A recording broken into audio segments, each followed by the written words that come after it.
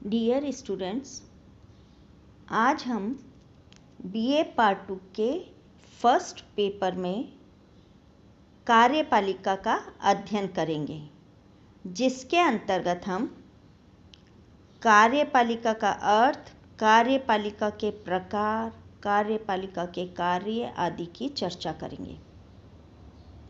राज्य की इच्छा का निर्माण, उसकी अभिव्यक्ति और उसके निष्पादन करने की संस्थागत संरचना सरकार होती है।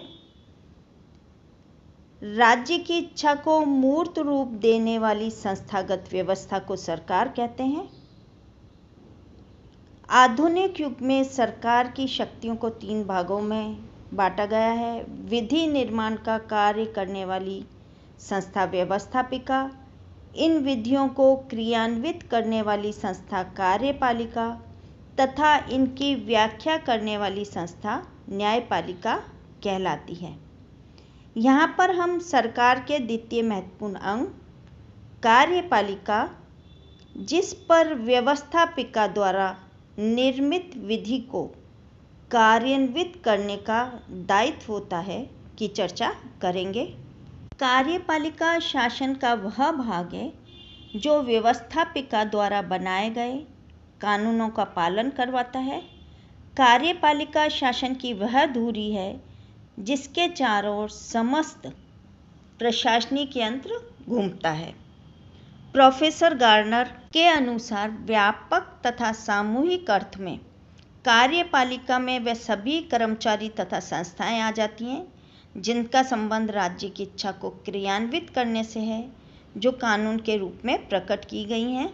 यह परिभाषा बड़ी व्यापक है। इस परिभाषा के अनुसार कार्यपालिका में राजाध्यक्ष, मंत्री परिषद तथा अन्य सभी राज्य कर्मचारी सम्मिलित हैं जिनका संबंध कानून को लागू करने से है। कार्यपालिका को हम 2 अर्थों में समझ सकते हैं, एक व्यापक अर्थ और दूसरा संकुचित अर्थ।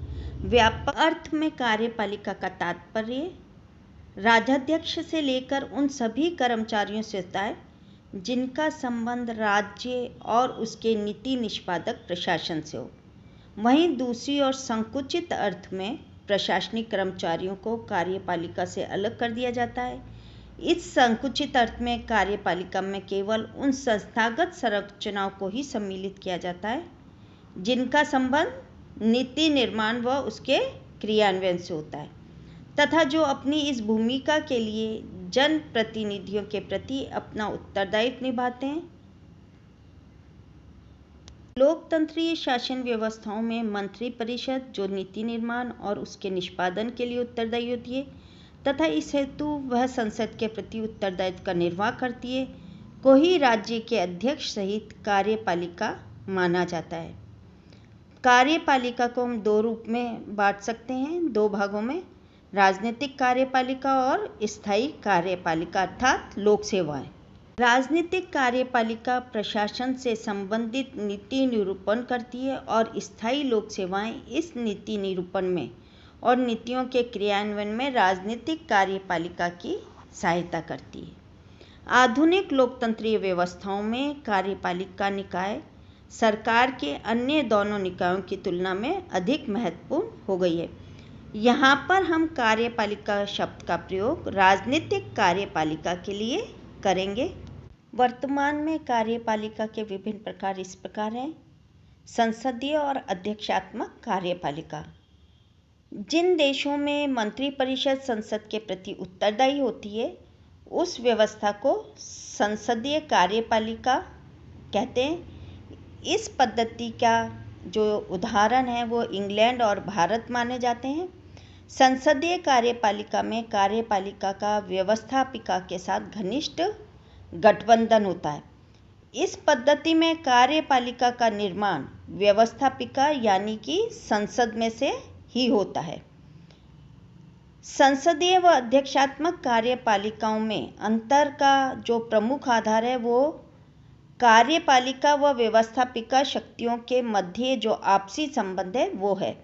जिस राजनीतिक व्यवस्था में कार्यपालिका व व्यवस्थापिका में घनिष्ठ गठबंधन होता है या घनिष्ठ गठबंधन रहता है उसे संसदीय तथा जहां ये दोनों पृथक रहती हैं उसे अध्यक्षात्मक कार्यपालिका वाली शासन प्रणाली कहा जाता है।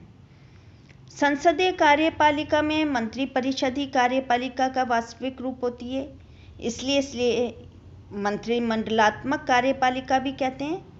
मंत्रिपरिषद के सभी सदस्य अनिवार्य रूप से व्यवस्थापिका के सदस्य होते हैं और वे व्यवस्थापिका के लोकप्रिय सदन प्रथम सदन के प्रति उत्तरदायित्व निभाते हैं। मंत्रिपरिषद अपने पद पर तभी तक बनी रहती है जब तक व्यवस्थापिका में उसका बहुमत बना रहता है। लोकप्रिय सदन अविश्वास का प्रस्ताव पारित कर वास्तविक कार्यपालिका को पदच्युत भी कर सकता है। इस पद्धति में एक सांविधानिक प्रधान भी होता है जिसे नाम मात्र की कार्यपालिका कहते हैं। शासन की समस्त शक्तियों का उपयोग इसी के नाम से किया जाता है। वहीं अध्यक्षात्मक कार्यपालिका उसे कहते हैं जिसमें व्यवस्थापिका और कार्यपालिका शक्ति पृथक्करण के अंतर्गत पृथक पृथक होती है। संविधान द्वारा व्यवस्थापिका और कार्यपालिका तथा न्यायपालिका की शक्तियां विभाजित रहती हैं। इस तरह की कार्यपालिका में राज्य का अध्यक्ष राष्ट्रपति ही देश का सर्वेसर्वा होता है। इसमें कोई नाम मात्र की कार्यपालिका नहीं होती, राष्ट्रपति ही देश का सर्वेसर्वा है तथा उसी में समस्त शक्तियां केंद्रित होती हैं। राष्ट्रपति अपनी मंत्रिपरिषद स्वयं बनाता है जिसकी सहायता से वह शासन के कार्यों का संचालन करता है। मंत्रिपरिषद के ये सदस्य व्यवस्थापिका के सदस्य नहीं होते हैं और न ही इसके प्रति उत्तरदायी होते हैं। व्यवस्थापिका का कोई भी सदन किसी प्रकार का अविश्वास का प्रस्ताव पारित कर कार्यपालिका को पदच्युत नहीं कर सकता है। इस प्रकार की शासन व्यवस्था का सर्वोत्तम उदाहरण संयुक्त राज्य अमेरिका है। नाम मात्र की एवं वास्तविक कार्यपालिका। संसदीय प्रणाली की कार्यपालिका में दो प्रकार की कार्यपालिका पाई जाती है, नाम मात्र की और वास्तविक। संसदीय प्रणाली वाले देशों के सांविधानिक अध्यक्ष को नाम मात्र की कार्यपालिका कहा जाता है, जिसे सांविधानिक दृष्टि से देश की समस्त शक्तियां प्राप्त होती हैं, किंतु व्यवहार में उनका उपयोग वह स्वयं नहीं करता बल्कि मंत्रिमंडल करता है। उदाहरण के लिए ब्रिटेन में वहाँ का शासनाध्यक्ष राजा या रानी और भारत में राष्ट्रपति नाम मात्र की कार्यपालिका का प्रतीक है।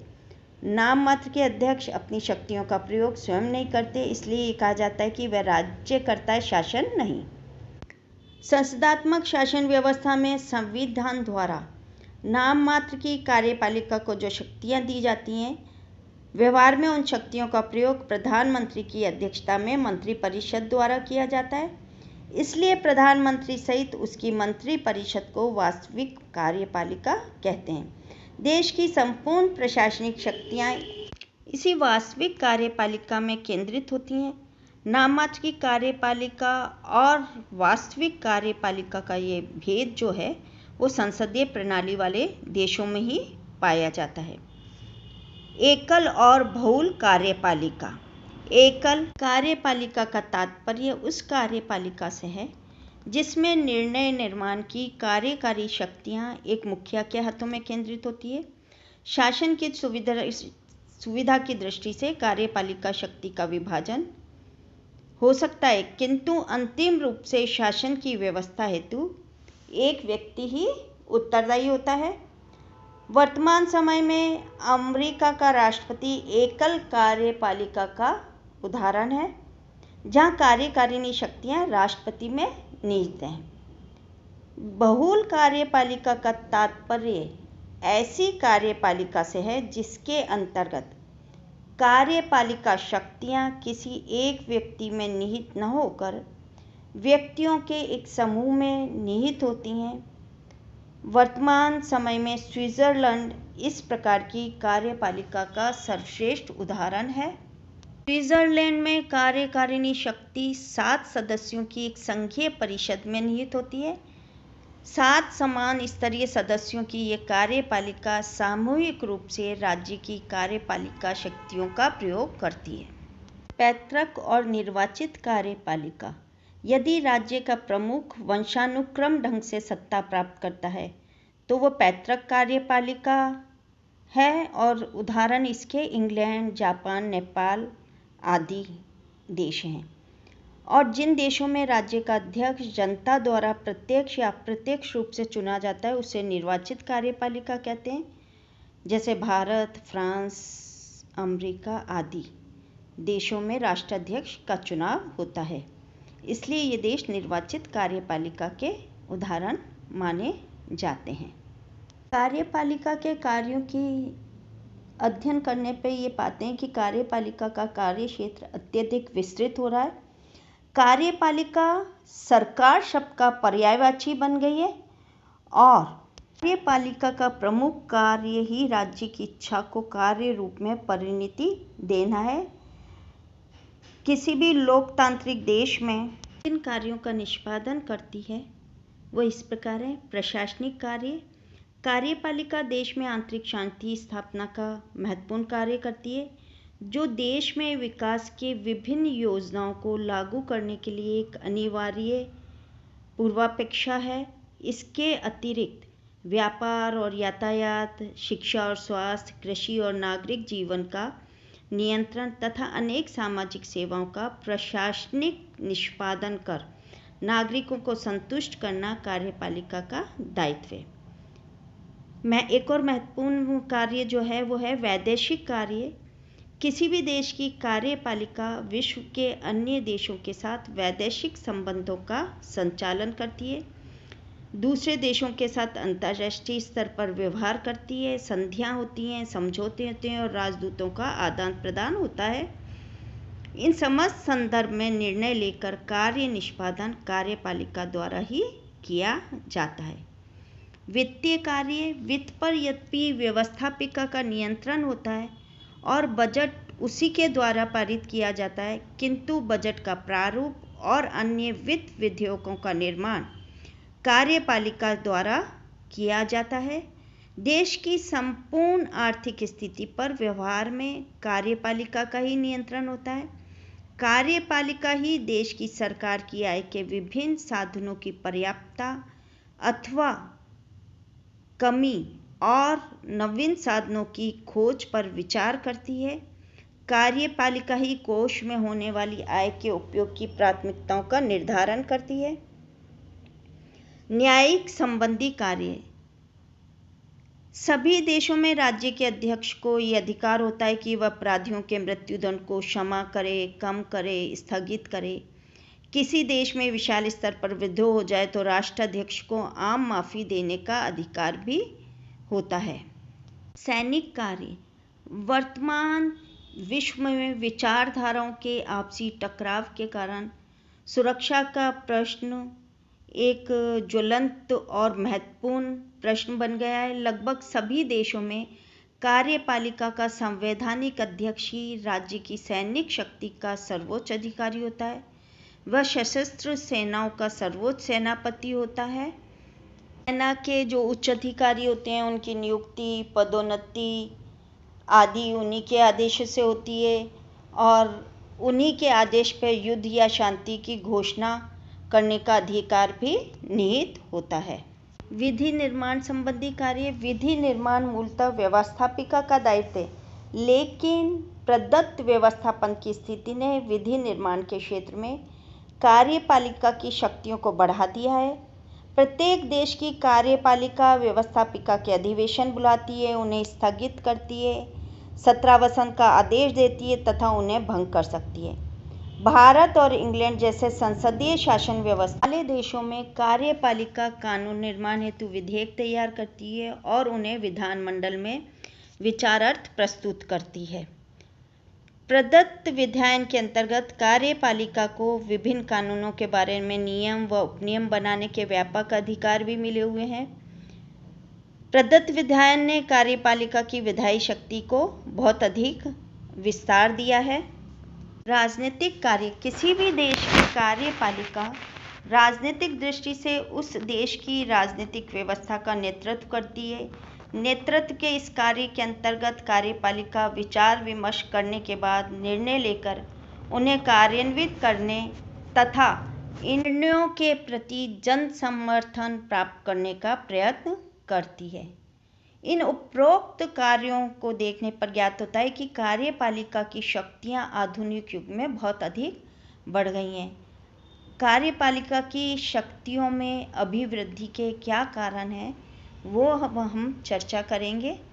केंद्रीयकरण, चाहे संघात्मक शासन हो अथवा एकात्मक शासन, केंद्रीयकरण की प्रवृत्ति बढ़ती जा रही है। प्रशासन, राजनीतिक दल अथवा सरकार के विभिन्न अंगों को हम देखें तो स्पष्ट होता है कि विभिन्न ढांचों का संतुलन जो है केंद्रीयकरण की ओर झुका हुआ है। भारत जैसे संघों में केंद्रीय सरकार की शक्तियां निरंतर बढ़ रही हैं और राज्यों की स्थिति केंद्रीय सरकार के अभिकर्ता जैसी हो गई है।